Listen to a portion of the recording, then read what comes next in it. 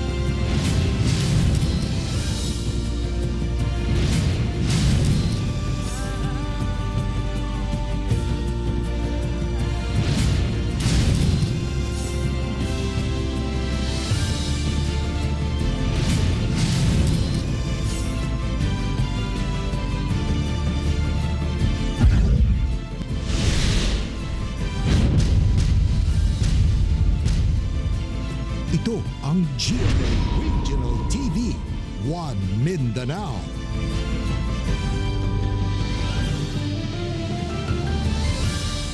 May hapon Mindanao, kini ang GMA Regional TV 1 Mindanao. Atod namang pinakadagkog, pinakulang balita sa Mindanao. Ako si Teco Campo. Sara Hilomen Velasco. Real Soroche, live gikan din sa GMA Davao Complex.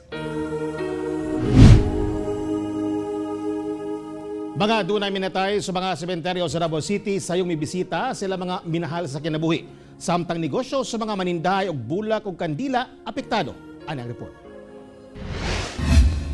Kining si Lola Placida Hanyo, may biyahe pa gikan Banay-Banay, Davao Oriental aron lang mabisita ang lubnganan siyang apo nga si Justin Dizon sa Roman Catholic Cemetery.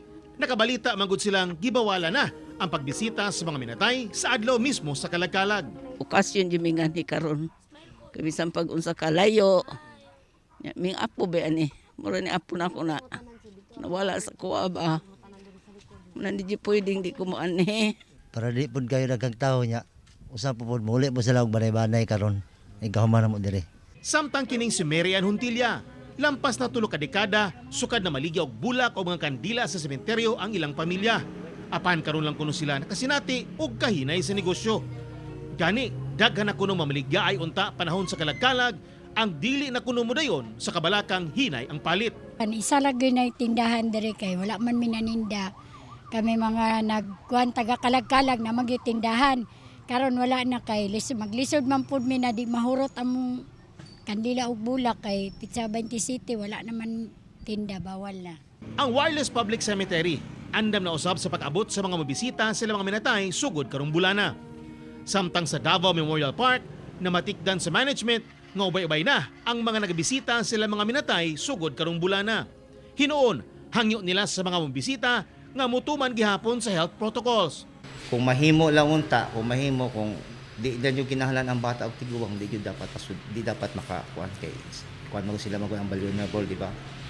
Inana pero usually ang among CQ pinaduol na sila usahay dire ginakuha niya kung mahimo di ta magtakok magtikit-tikit mara gyud. Nadawat na ni Mayor Inday Sara Duterte ang opisyal nga dokumento gikan sa National Interagency Task Force sa pagsirado sa mga sementeryo. Sumala sa alkalde, musunod ang Davao City sa proklamasyon sa NIATF nga sirado ang public ug private cemetery gikan Oktubre 29 hangtod Nobyembre 4. Ang security preparation para sa sa November 1 and 2 atong uplan kanlulo actually happening na bansay na apan nagulat pa ta sa guidelines pod sa ato ang LGU. Kauban si Jojo Solarte sa kamera. Ako si Teco Campo para sa One Mindanao. Mga subscribers sa PLDT ug Smart Communications ang nawad-an og internet ug ubang communication services kaganyang buntag. Banda alas 10 kaganyang buntag kalit nawala ang internet connection sa PLDT ug Smart. Lakip sa naapektuhan ang pagtawag sa linya sa cellphones.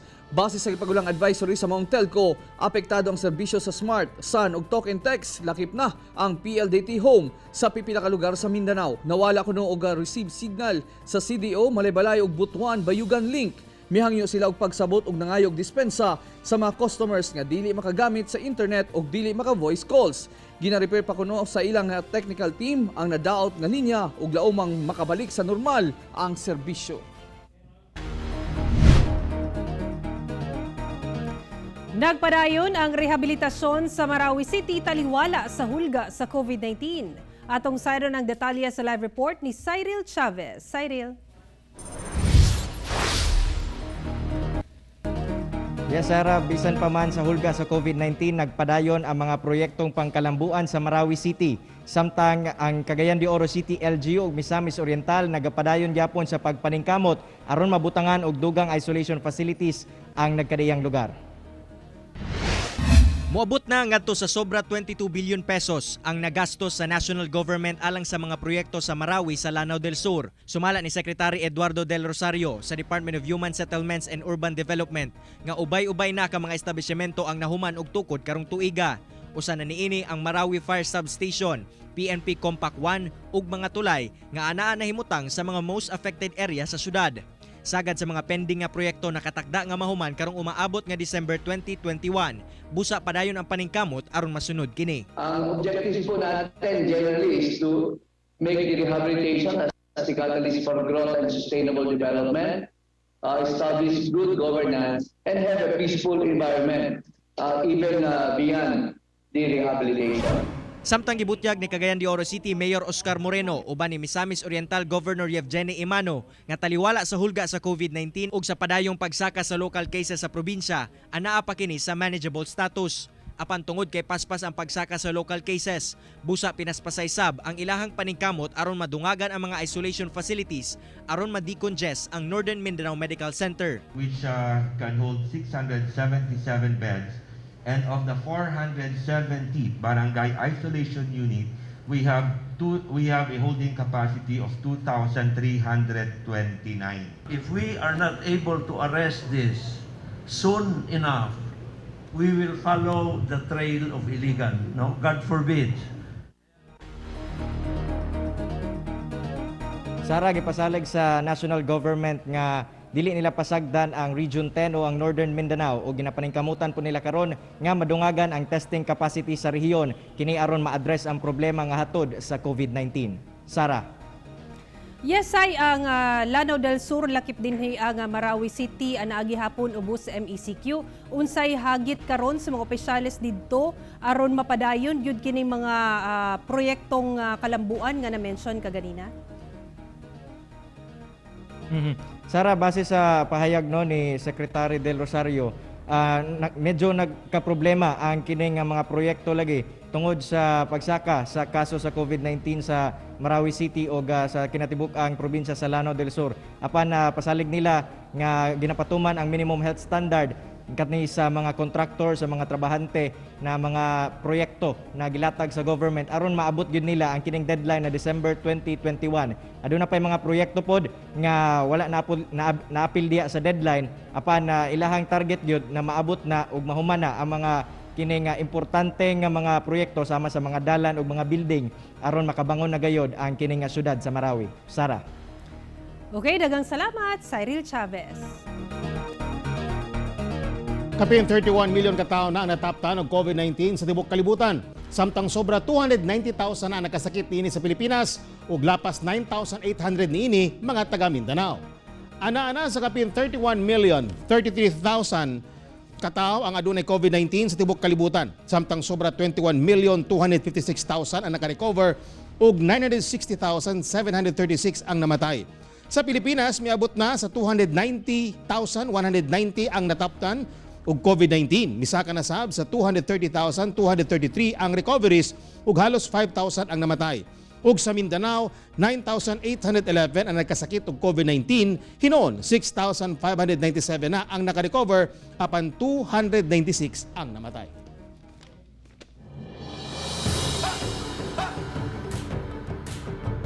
Pipila ka man naglahing lugar sa Mindanao nakasinati og pagtayog. Gitayog og magnitude 5.2 nga linog ang Don Marcelino sa Davao Occidental. Nahitabo kini 41 kilometers northwest sa maong munisipalidad nga dunay depth nga 172 kilometers. Nabati ang intensity 3 sa Jensan ug Alabel sa Sarangani. Sigon sa Provincial Information Office sa Davao Occidental, walay natalang danyo sa pagtayog.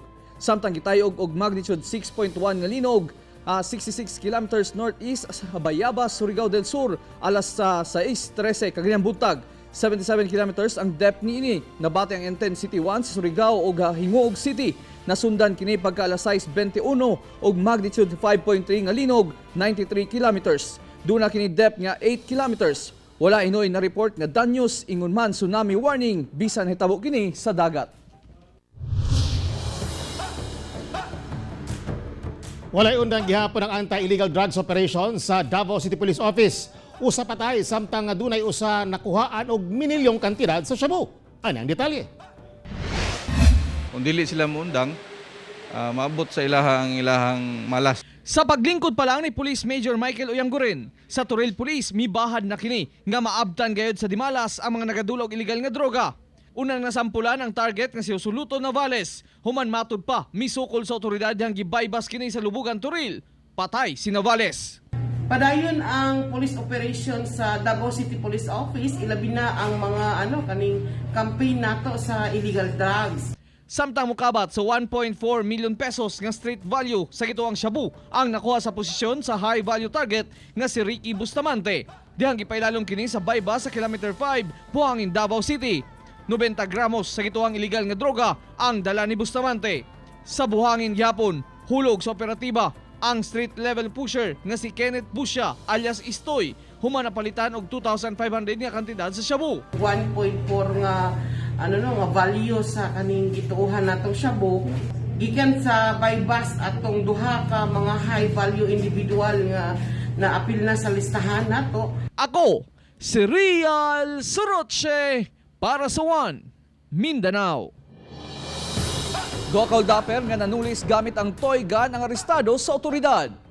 Dakpan sa gipahigayong manhunt operation sa kapulisan sa Buena Vista ang duha ka suspect nga holdupper.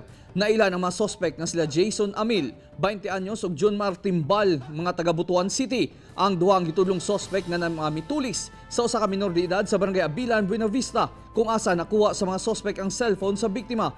Gituan pa nila og gitiunan pa nila og pusil ang biktima nga nasayrang toy gun lamang di ay kini.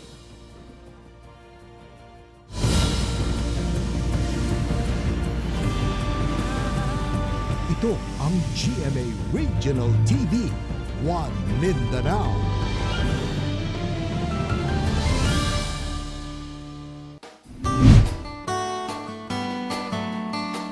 Duha ka semana na lang, abli klase na busa nangandam na mga pampublikong tulungan sa Davao City. Atong sayron ang detalye sa live report ni Sheila Vergara Rubio. Sheila. Kung Lunes no Setyembre 28, mag-release na og modules ang mga pampublikong tuluhan kini gamiton alang sa pag-abri klase karong Oktubre 5. Naka-schedule by grade level matag adlaw sugod karong Lunes ang releasing sa module sa Santa Ana Elementary School. Usa ka semana una abrihan ang klase sa mga pampublikong tulunghaan karong Oktubre 5. Kinahanglan mahatag na tanan ang mga module. Nakalatag na sa on the table or on the chairs ang tanang modules. Pagsulod sa parent, they just get one and then exit.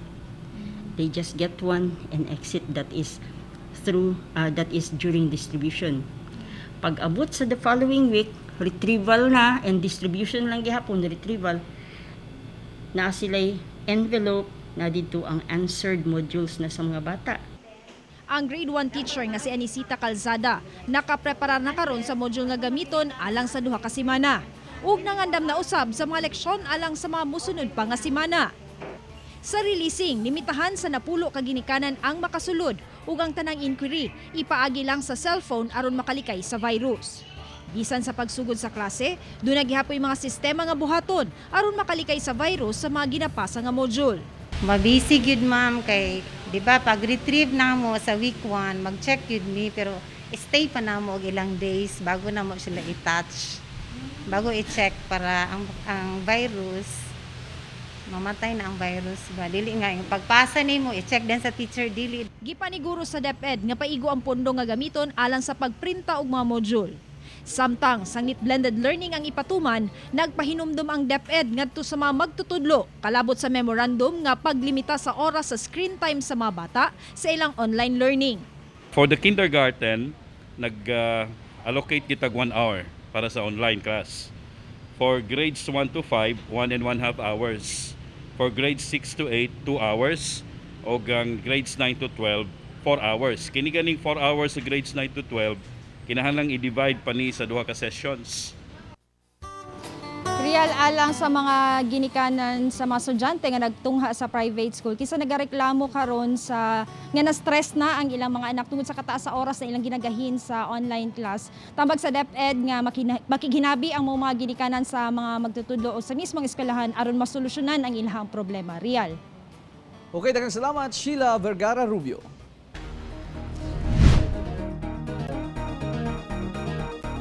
Usa ka COVID survivor ang migamit og TikTok aron muawhag sa katawhan nga dili mawada og paglaom karong panahon sa pandemya.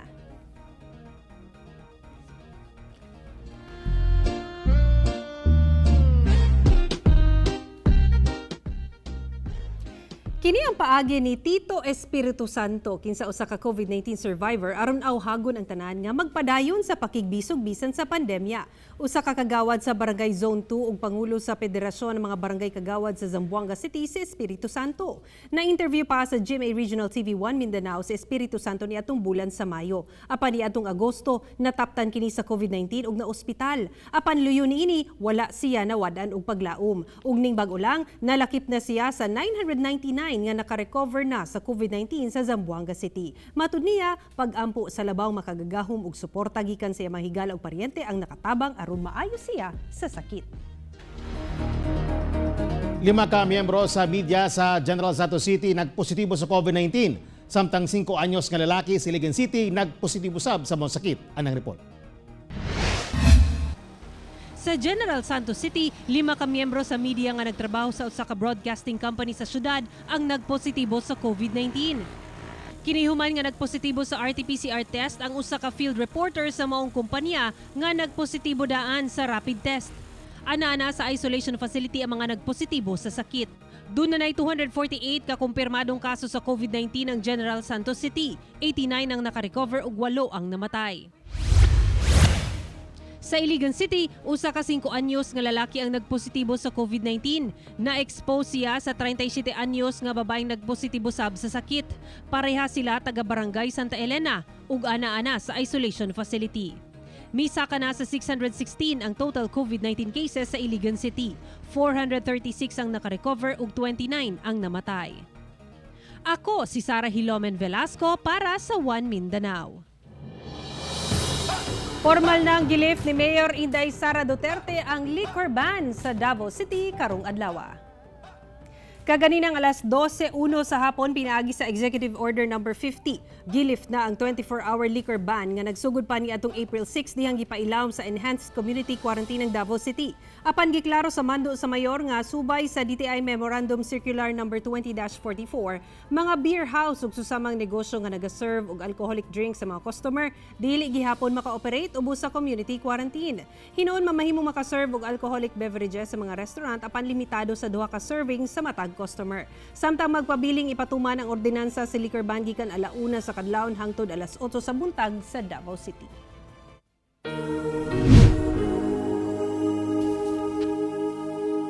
Gimando na sa National IACF nga pasirad-an una ang mga pribado ug pampublikong sementeryo sa nasod karong kalagkalag. Dugang detalye sa report ni Cyril Chavez. Subay sa IATF Resolution No. 72, gimando sa national government ang pagpasirado sa mga pribado ug pampublikong sementeryo karong umaabot nga Oktubre 29 hangtod Nobyembre 4. Sumala pa ni Presidential Spokesperson Secretary Harry Roque nga gihimo kini aron masiguro nga dili magtapok ang mga tawo sulod sa mga sementeryo nga posibleng tinubdan sa community transmission sa COVID-19. Human sa closure karong November 4, tugutan na ang pagpasulod sa mga sementeryo apan anaa sa 30% sa capacity niini hangtod Nobyembre 15. Kinahanglan sab ang pagsulob og face mask, face shield ug pag-obserba sa physical distancing. Tuloy pa rin po ang undas, ang pag-aalala naman sa ating mga mahal sa buhay hindi lang sa araw ng Nobyembre 1. So ang gagawin lang natin, hindi tayo lahat magdadagsaan sa sementeryo, pwede naman tayong dumalaw before 29 of October and after November 4. Samtang gibutyag sab sa opisyal nga balik sa 1 meter ang physical distancing sulod sa mga public utility vehicle, kinihuman nga nakita ni Presidente Rodrigo Duterte ang kamahinungdanon niini aron mapugngan ang pagkuyanap sa virus. Apan nagmando sab kuno ang presidente ngadto sa Technical Working Group sa Department of Transportation nga maghimo og laing rekomendasyon aron mahatagan sab og pagtagad ang mga panginahanglanon sa ekonomiya. The department to come up with alternatives, pero sa ngayon po he decided na 1 meter rule muna dahil sa kanya mas importante yung kalusugan. Kauban si James Yap sa kamera. Ako si Cyril Chavez para sa One Mindanao.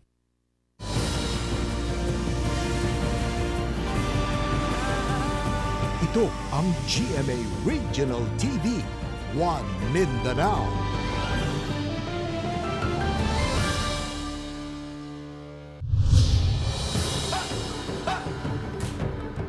Samdan ang 7 katao human maaksidente ang gisakyang multicab sa Kidapawan City. Daling gidala sa Cotabato Provincial Hospital ang mga biktima nga gikan sa Kidapawan City ug pauli na unta sa Mlang Cotabato dang mibuto ang ligid silang gisakyang multicab. Mibalintong ang multicab ug nalabay sa sementadong highway ang mga sakay niini. Ana-ana sa mayong kahimtang karon ang mga sakay sa maong multicab. Tabila mga kapuso, patay ang usa ka dalagita human nalambod ang buhok niini sa shaft sa bangka nga gisakyan ini sa dagat sa Taganaan, Surigao del Norte.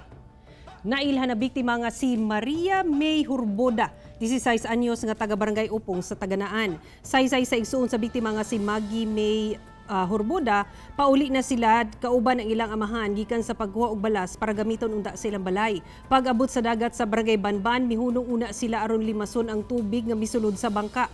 Gisugo silang amahan ang biktima nga manglimas apan aksidenteng nalambod ang buhok niini sa shaft sa bangka. Gisulen pagtabang sa amahan apan tungod kay kargado og balas ang bangka nawad-an kini og balanse og natuwad og nadala ang biktima ilawom sa tubig. Palisuray ang pagkuha sa biktima tungod sa kagrabe sa pagkalambod sa buhok niini sa shaft hangtod sa namatay kini human nalumos. Ipailam sa post-mortem examination ang lawas sa biktima. Tapos muna dayon to na murag nabalik ang lawas na kuan siya, kibali ang katunga iyang lawas na hug na sa pambot. Usa ka lalaking misundo lang sa partner niini patay humang gipusil sa wala mailing mamumuno. Patay ang biktimang si Ronald Ugat Garde, 29 anyos, humang gipusil sa barangay Washington, Surigao City, Surigao del Norte.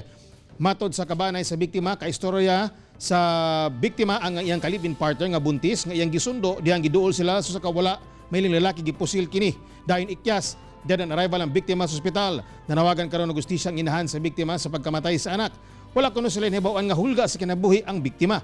Matod pa kanhina na priso ang biktima tungod sa illegal nga droga ug dugang sa inahan niini, nagbag-o na kuno kini dihang nakagawa sa prisuhan. Nagpadaan ng investigasyon sa kapulisan. Sana manakpan na itong nagpatay sa iya. Maura mapriso na malipay na ko siya. Maura yun. Nanuktok karon sa ato mga kasing-kasing ang banay sa usa ka baby boy sa Opol, Misamis Oriental nga dunay balatian. Dugang detalye sa report ni Cyril Chavez. Sa sulunon nga bahin sa Barangay Patag sa Opol, Misamis Oriental, natultulan sa GMA Northern Mindanao team ang panimalay nila April Rose kung asa nagpuyo si Baby Ruben Kapunan. Si Baby Ruben adunay balatian nga microcephaly nga posibleng mulala ngadto sa cerebral palsy. Ang pamilya na lamang ni April Rose ang gaalaga sa bata. Sanglit na priso sa Bohol ang inahan niini ug wala kini giila sa amahan isip anak. Naglisod si April Rose sa pagbuhi sa bata, labi pa nga gamay lang ang income sa iyang pamilya tungod sa pandemya. Pinaagi sa mga donasyon nga gipaagi sa GMA Regional TV, napaabot kanila ang mga kinahanglan sa bata, sama sa diapers, gatas ug mga pagkaon. Pabaga na lang ko sa kuan sir para lang ma-kuan siya sir ba. Kaning kamutan kay gani giingon sa doktor diya sa provincial nga. Tinadaw siya maatsan og tuig. Sa mong pagpaning kamot sa bansa kong bano sir. Kaluyan sa Ginoo napagyak ko siya. Nanawagan sila sa mga dunay malumong kasing-kasing nga tabangan sila sa pagpatambal kang Baby Ruben. Nawagan lang po kung sa mga nay malumong nga kasing-kasing kung kinsa tong nay mga sobra-sobra, bisag gatas lang okay ra kayo. Alang sa mga buot mutabang ngadto kang Baby Ruben, mamahimo silang makontak sa mga numerong makita sa inyong TV screen. Kauban si Roland Cañas sa kamera. Ako, si Cyril Chavez para sa One Mindanao.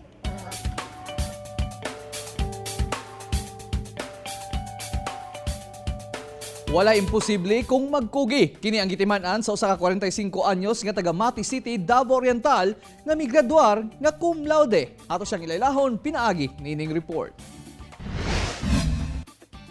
Walay kasudlan ang kalipay ni Guillermo Bello Jr. o mas nailhang Kuya Jun sa iyang mga higala sa Mati City.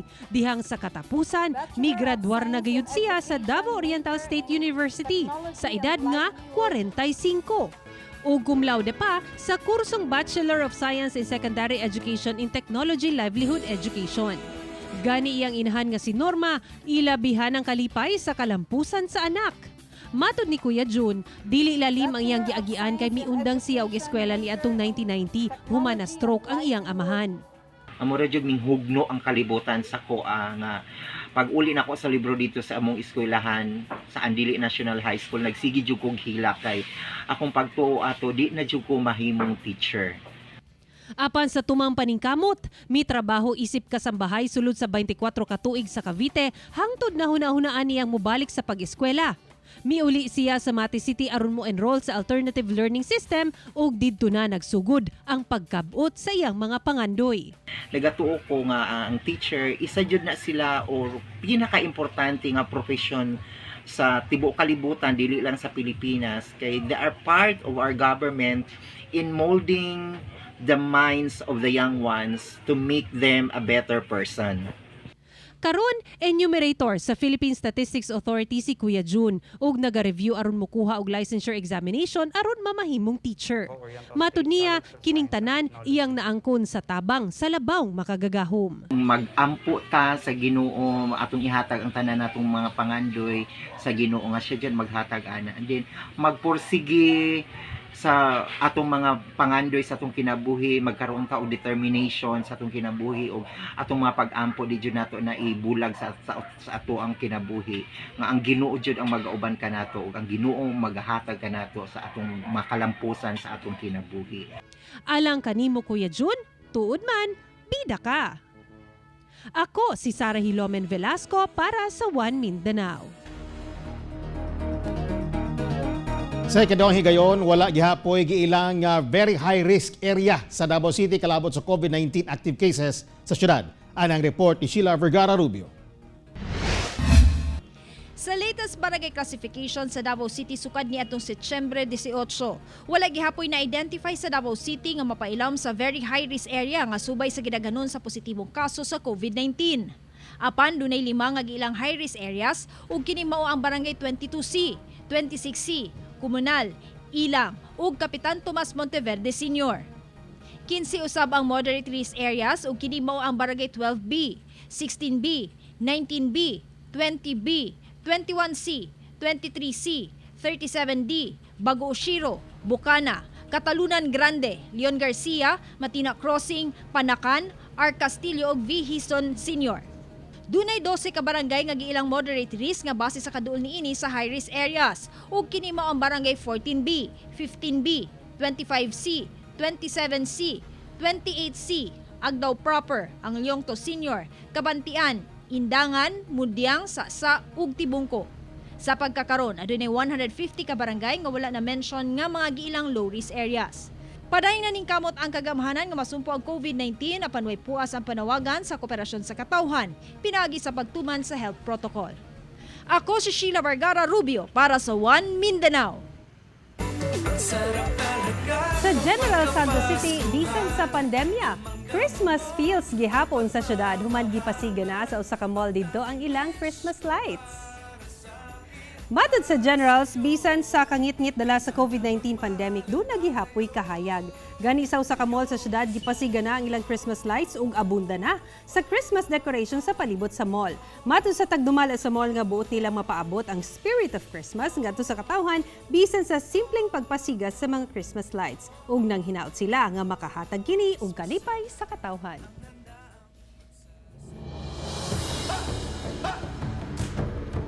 Okay, so feel na ba ni mong Pasko? At feel na nato kinamay pa naman tayo Christmas tree. Oh, naggilak-gilak na din Pero ganiha daghan ang wala naka-feel og Christmas Oh, tungod bitaw. sa internet connection. Bitaw, oy. Kay kasagaran po, di ba, online na ang mga klase sa pribadong tulungaan. Exam pa gyud ka ganiya. So daghan ang apektado. Hinoon karon mga alas 4, nabalik na sila. Nahinan gibalik. So makita gyud nato kung sa importante ang communication, internet and voice calls. Actually ang voice calls dili pud ka makatawag. Hinaot nga hatagan gyud nila nig importansya no. Tagaan og tarong nga budget ang tuang kaning mga internet connection para pud ni sa kalambuan sa tanan. Og hinaot ta nga makasulod na tong ikatulong telco pod no. Kay para kabulo ka kung na magoy competition, mas paninduton pa sa matag telco sang ilang produkto. Di ba? So kung naay competition, magpanindutay na sila. So mas mukusog ang atong mga signal. Okay. Mga kapuso, 95 kaadlaw na lang una magpasko. Mga kapuso, way puha sa among pagkatod og balita. Bisitahin ang www.gmaregionaltv.com ug mag-subscribe sa official YouTube channel sa GMA Regional TV. Busa mga kapuso, ayaw po lahi sa madagkong balita sa nagkadaing rehiyon sa nasod, subscribe na. Ug mo katumulahig dagkong balita sa Mindanao karong adlaw. Ako si Rial Soroche. Daghang salamat sa inyong kanunay nga paguban kanamo matag adlaw. Ako si Sara Hilomen Velasco. Tungod ang mga balita sa atong palibot, importante alang kanamo. Kini ang GMA Regional TV 1 Mindanao. Tek Ocampo, buong puso para sa Pilipino.